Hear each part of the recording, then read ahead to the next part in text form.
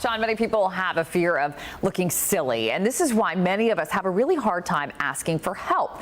But researchers in several new studies have found that you actually look more competent at the office if you ask for advice. And joining us this morning to talk more about it is Dr. Mimi Hall with Hall & Associates.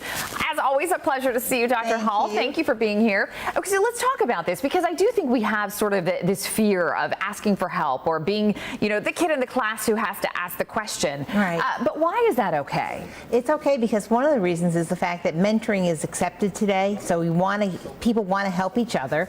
The other part of it is you're seen as using your resources, and people love to be the resource. They're flattered by the fact that you've asked them. And if you use what they say, they feel like, oh my goodness, I'm doing well, so you're doing well, and we both do well as a result. And that's really important, isn't it, that when you ask for the advice that you actually engage and pay attention? That's really true.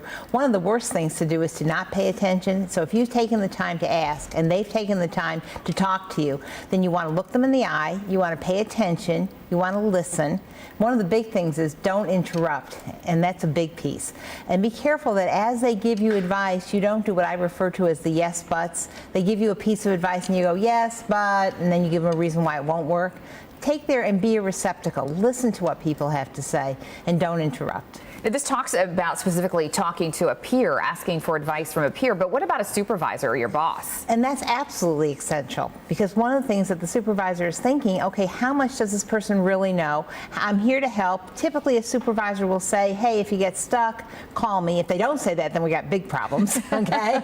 And if you do and you check ahead of time, you save the chances of possibly doing something wrong and having to do a redo. So.